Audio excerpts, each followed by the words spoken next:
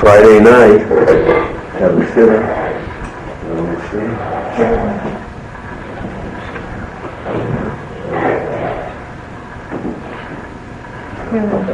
Give me a sitter. Friday night. Yeah. Don't be the cross cover of Shabbos. Everybody sings that, right? Friday night. And,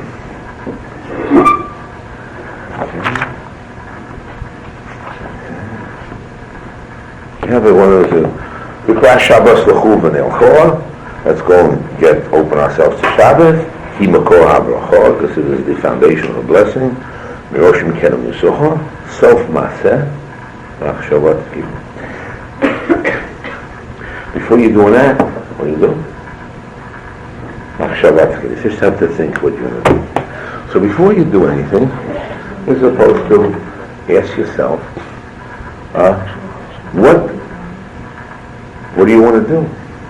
You're supposed to, as they say, think before you speak. Think before you act. Okay? So let's talk about that.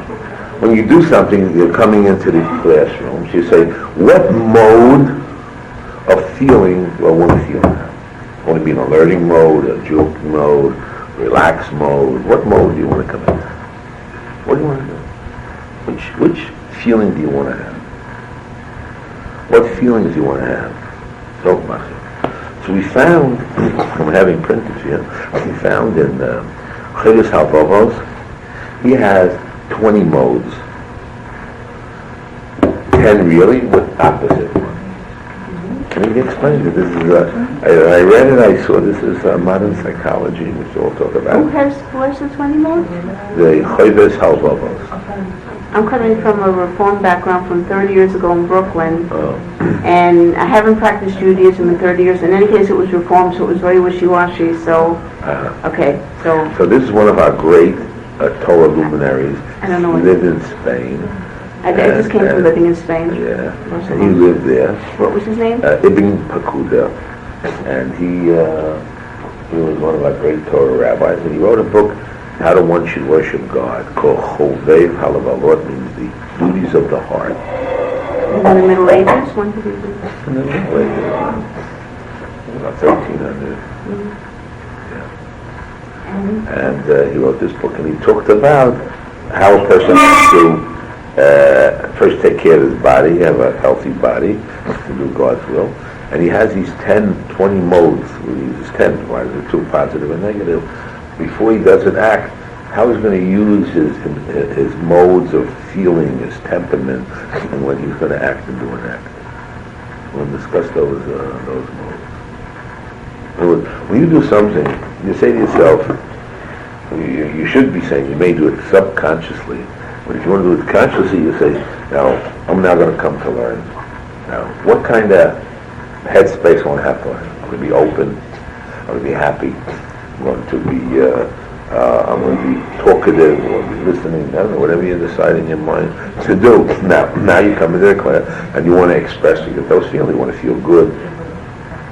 I don't know, whatever you want to do. You want to be sad, act knowledgeable, you want to be informative, I don't know, whatever you want to do. So we have different modes that we have. And he breaks up all the modes down to 20, which is really 10. You have positive. For learning or for anything? Anything. So I thought it would be interesting to see his breakdown and to see how he does it. And he starts really with the body, because you know that if I want to influence a person, 62% of the person influencing himself is what? The physiology, how you sit, how you think about yourself, your attitude. Before you start talking about yourself, so if you sit straight, you feel better about yourself. Like we explained, when you go, you don't feel a little down, what do? You take a shower, put in some perfume, get yourself dressed up, and you go out. So you change your mode. That doesn't make you happy, but that's 62% that you can change your mode. It's your physiology, the body, the things around you. How do you feel about yourself? How do you feel? What attitudes you want to put into your mind? So he talks about these modes. He talks about also the body. This is modern type, and this is old stuff from years ago, you know. It's, When he did that in the 1300, was it revolutionary at that time? I would say yes. I would say yes.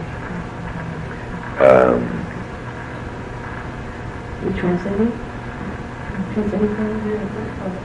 They're all French. I lived in France, you know. You have all these French. You've been all in from Spain and France.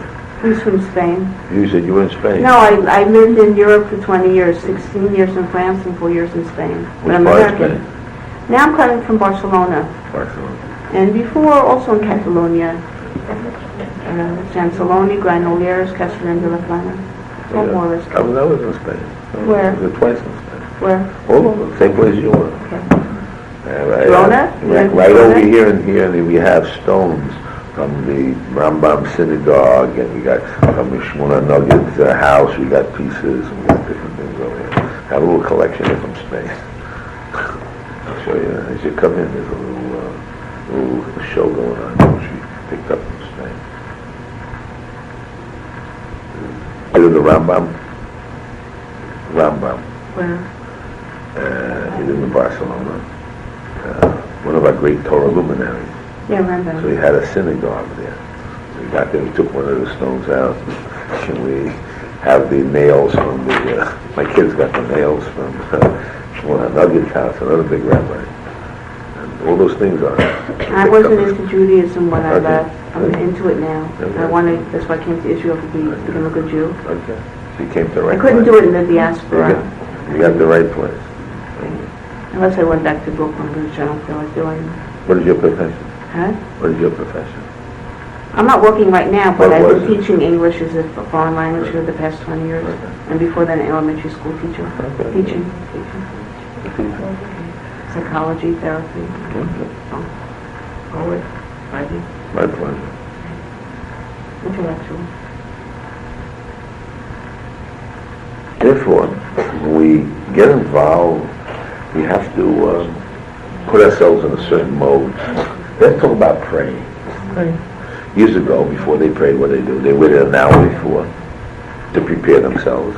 1 hour they prayed, and 1 hour after. It was like exercise. I asked the guru one time, what's the most important exercise that they have? One of the gurus of all these type of exercises. Yoga. Right? There you go. And I asked one of these gurus, what is the most important exercise? He told me to rest after the exercise.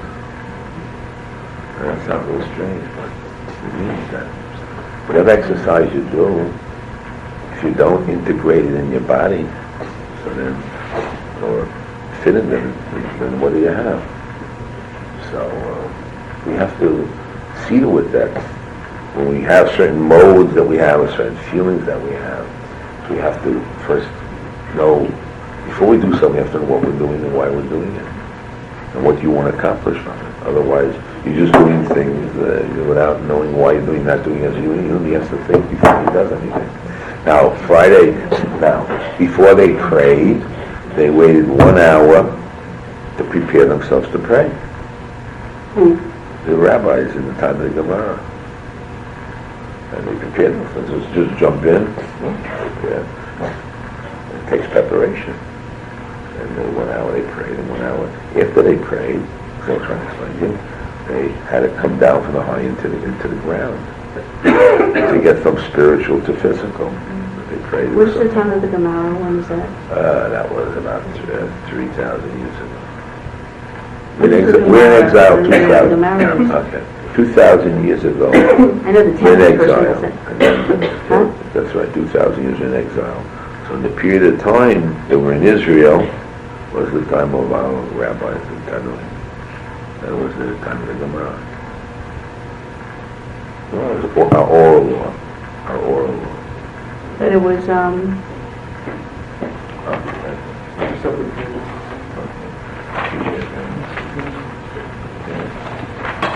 So now we're going to give it out. We'll try this one first. This is Perek Yud. Thank you. Thank you, came back. I'll give it up. I'm going to take one myself. No, I want to take out only Perek Yud. I'm going to start with Perek Yud and we'll do the rest. Can you? I can't read Hebrew, but maybe one day I can read it. If you stay around here, you go to classes, you'll get it. I started the Upan a month ago. Right. Are you going to start reading it here? The Upan for it?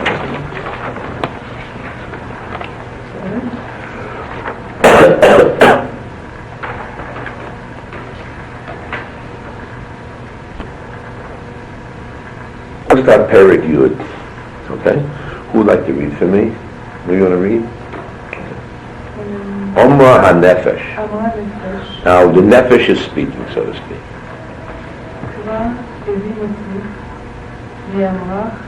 I now understand the statement you said before. And I listened very intently to everything you mentioned. I am pleading with you. This is a dialogue? So to speak. Okay.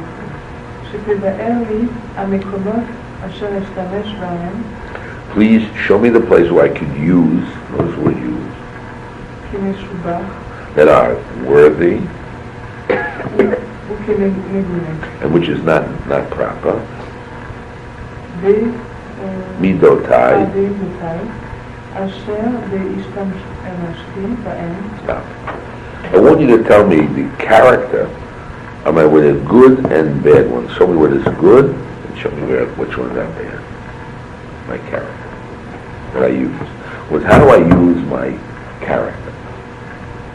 Show me the good parts, show me the good.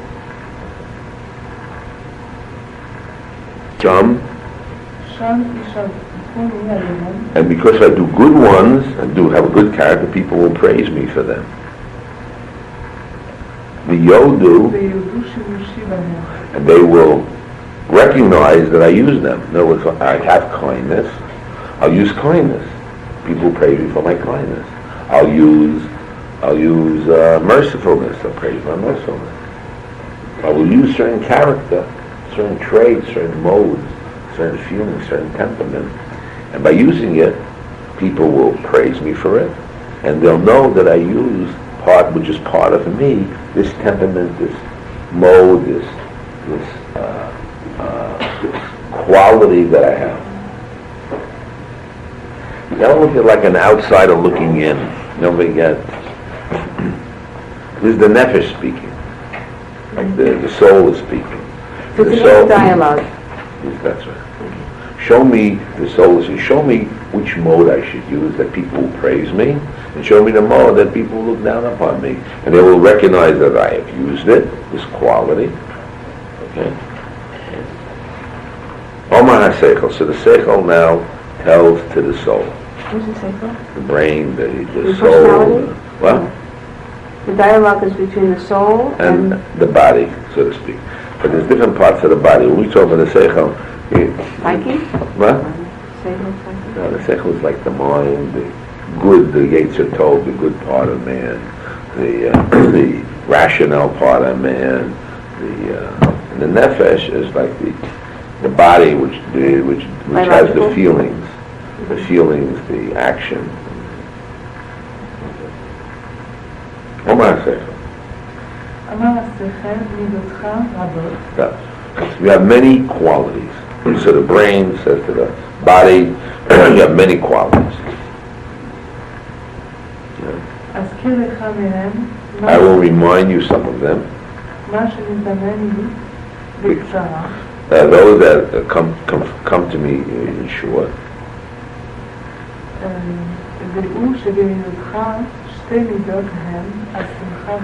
Stop. There are two opposites, but all the same line. Happiness and sadness. They are one against the other. I got Mila Yahase. You have a father, you have a child. Mother, a child. You have a husband, you have a wife, a husband. There's Mila Yahase. Words are a relative term. So now, Simcha and sad, happiness and sadness is a mode. Either you're happy or sad. You can be in between. You have degrees from happiness to sad. But decide, what are you going to be, happy or sad? What in between? What are you going to do? Like you have a radio. What, loud or soft? Which station you want to plug into? What do you want to do? Does this have to do with free will, that we can choose? That's right. Huh? You're telling, the seichel is telling the body. You have And many qualities. this rabbi from the 13th century invented this dialogue to show, Yes, yes. like Socrates or Plato? That's right. I mean, but, you know, okay. That's right. Okay. That's right. Okay, so, yeah, to say we have free will, That's we his can choose. dialogue. We can choose if we're going to be happy. Yeah, but he wants to explain to you there's two opposites. You have to, he brings down, I told you, 20.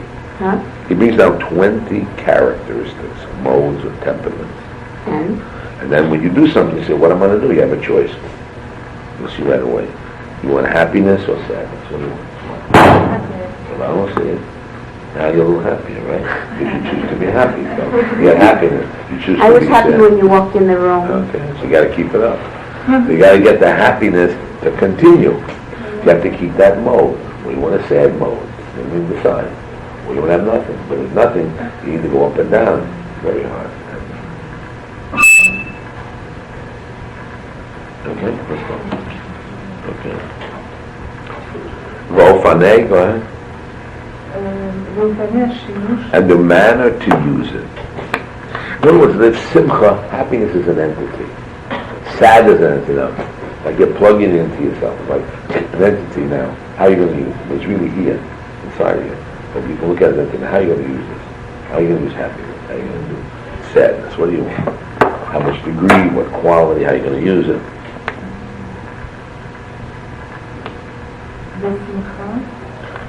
אופני השימוש בשמחה.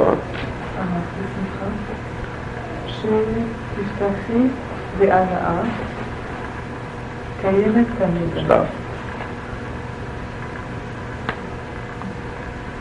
You'll have like strength or in pleasure that is there always. Let's explain it right away.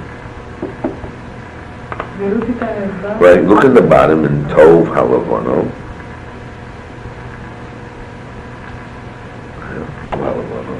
Read it. שתשתחי בענת קיימת והיינו שמחה של עשיית המזבח שנדע שעל ידה נשיג תלמידים העולם הבא והנאה שאין לה הפסק בלי עירוב ועצמית ולהפוקי הנאת ענייני העולם הזה שמצגת מהירה ומעורבת בטובות. Again. So, what is there, the happiness, your guaranteed happiness that will exist, is when you do good deeds, you feel good about yourself. You know, it's here and then the next world. What is the next world? It means that it's lasting. But any other pleasure, it's here today, gone tomorrow. You were 20 years in Europe, right? You remember just quick and fast. The good, happy days. It's quick and fast. But it's not eternal. So therefore it goes away. So you have a hanoah, an eternal pleasure of doing a good deed. That's lasting. When a man dies, what they talk about is good deeds. And the good deeds are the things that are lasting.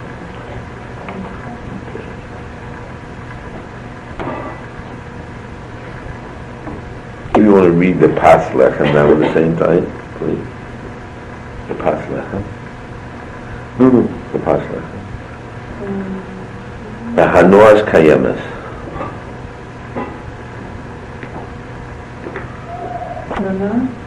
שישמח האדם בזכרו שעל ידי עבודתו לברך דבר שמות הוא מוכן ומיועד לחזות במען השם כאור זרוע שהיא הנאה תמידית נצחית ואין שום תוגה מעורבת בה כמו בהנאת העולם הזה כמו דרך משל בהנאת המאכל שתתערב בה תוגת עצירת הבטן ולפעמים יראה לאדם תגע מדבר אחר אמר ובזה אמר ולא יראה לך תגע. What did he say? He says the same thing in a different way.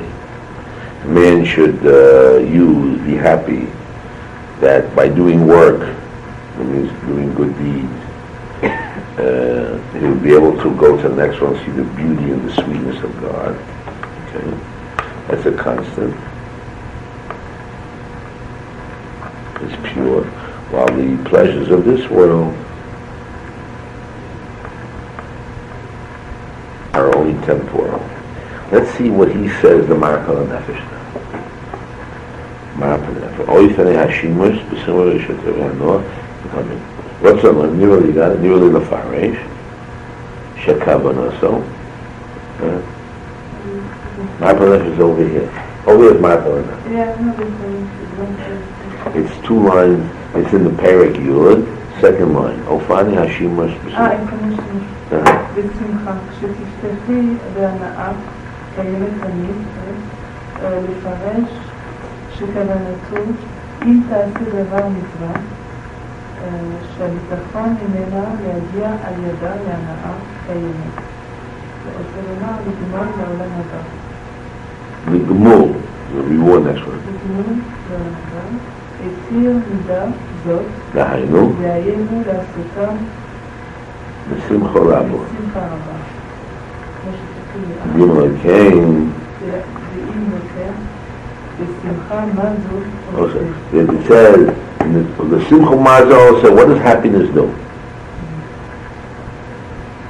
ולאפר מקום השימוש באבל, רוצה לומר, בעזות, אם נפגשה. סליחה דבר. One second. צריך הדבר שמוזכרת, One second. שמוכר, Where we got it?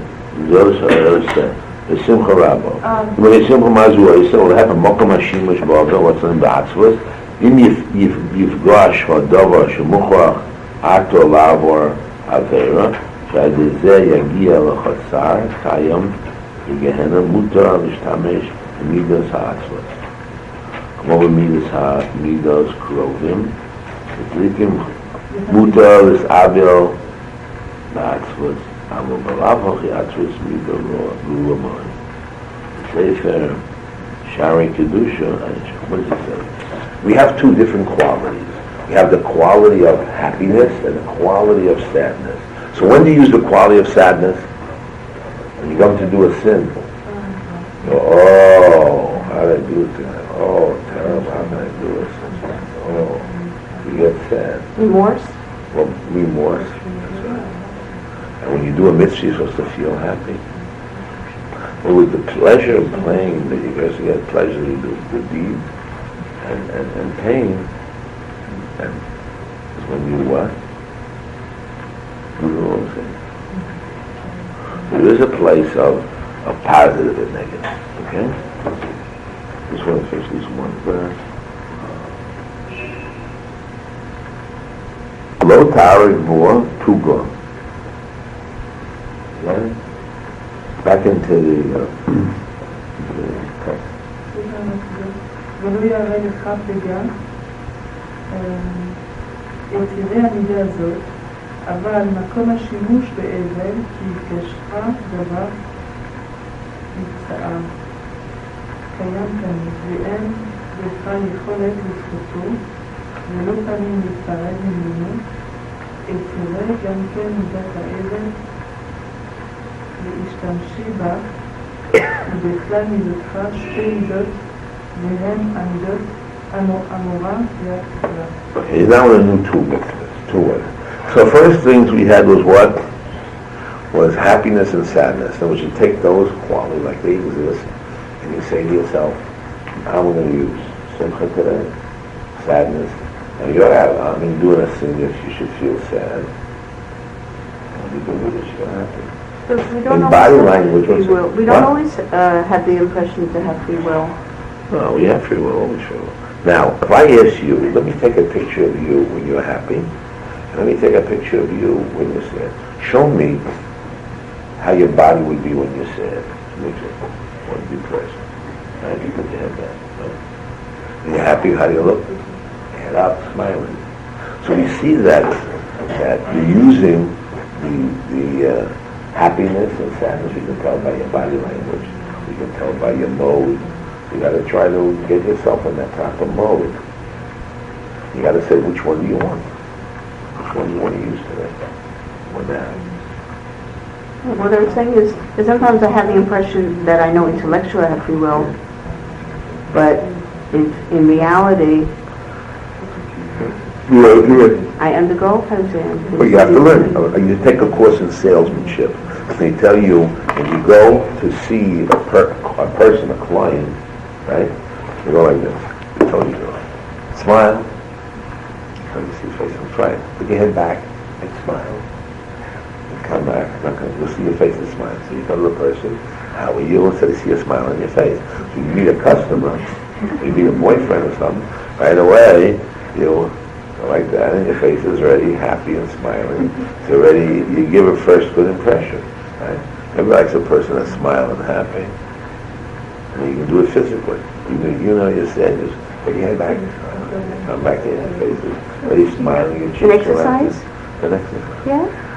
Really? Or in the books on salesmanship. Yeah. So, you want to sell yourself or flirt with somebody, well, that's what they call in business today. Business to do a deal they call flirting. Can an Orthodox Jew flirt? No, don't flirt, but it means in I'm making a business, joke. in business terms, they say, how do you do a business deal? This is the modern language they use in business terms.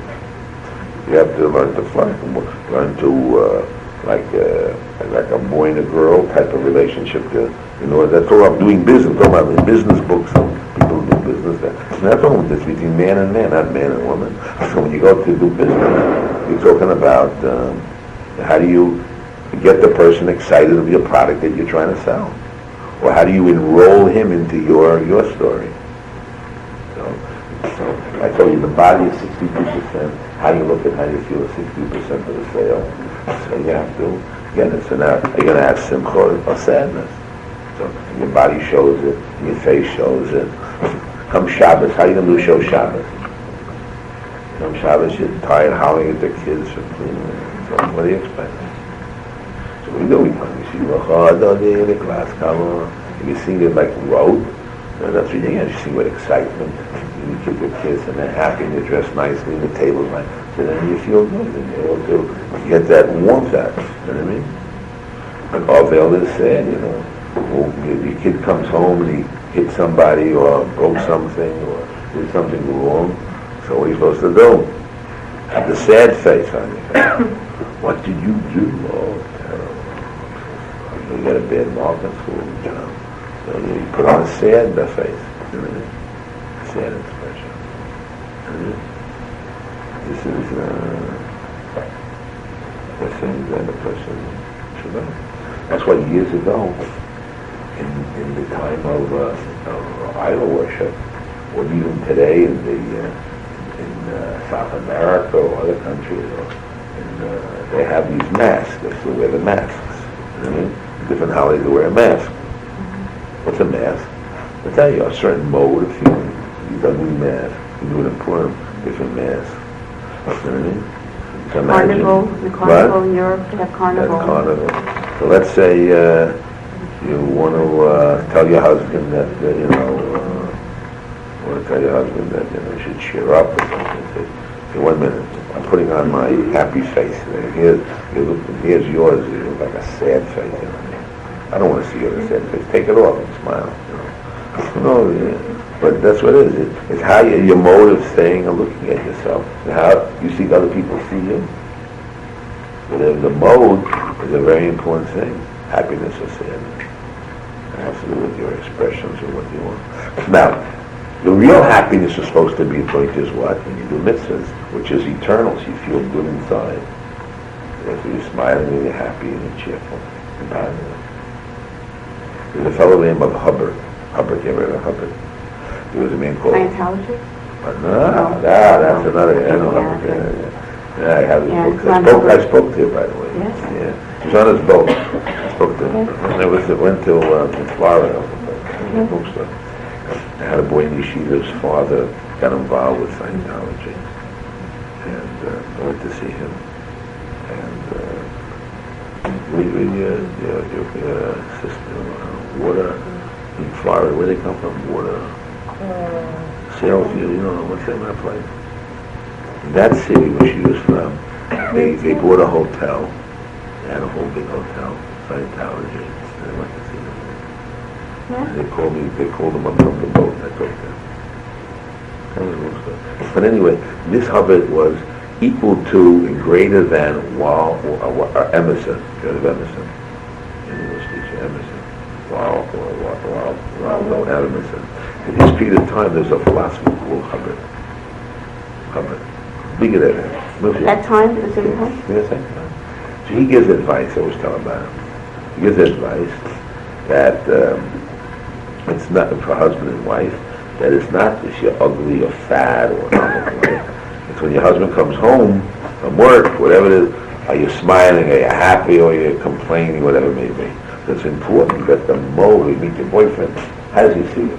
Happy, smiling, exciting, or does he see you drudgery and old looking and down, depressed, complaining, crying, So that's the important thing. So you got to put on the mask or yourself with a mode of happiness. So you got to get happiness. You have it inside. You have to exert it and use it now. So if you think of happiness as an entity that you have, they can use it. So I say, I'm going to use this like you drink water or you take food. So now you're going to be, or you take things to use medicine. Now you're going to use. I'm going to use now happiness. Okay, happiness, right? Where are you, happiness? Let's get a bundle of happiness and let's put it on, Let's use it. Now, it's done in this way because in order to be able to know, you can turn it on, turn it off, manipulate how much, how you can do it. It's not like just, this mode is an entity which you can use, although it's inside, but you can tell your brain, the 17 trillion neural associations, 60,000 bucks. Each one. You now tell yourself, I'm going to program myself to be now what? Smiling, happy, vibrant. Sometimes I let myself be sad, but after a day or two I get fed up and I say, I think I want to be happy now. That's right. You're not going to let fed up take the role. He's not going to beat you up fed up, right? Huh? You're not going to have fed up beat you up, pull you down. Yeah. You're going to bring in the fight, which take is a shower, happiness. Makeup, that's right. You're going to bring happiness in, joy, Yeah. excitement, vibrancy. You know what I mean? No way. You're not going to let them. But really, that's what you're saying. You're bringing another force in. But the thing is, what he's saying is that we're freer than we think. You know what I mean? That's right. No question about it. And I want these papers back because I want to continue with this. I think this is an interesting world. He's talking with the young men in Yeshiva about it, so I think it's we found an interesting text for it. So then would that mean with his attitude we don't need to see a psychiatrist and have psychotherapy and all that?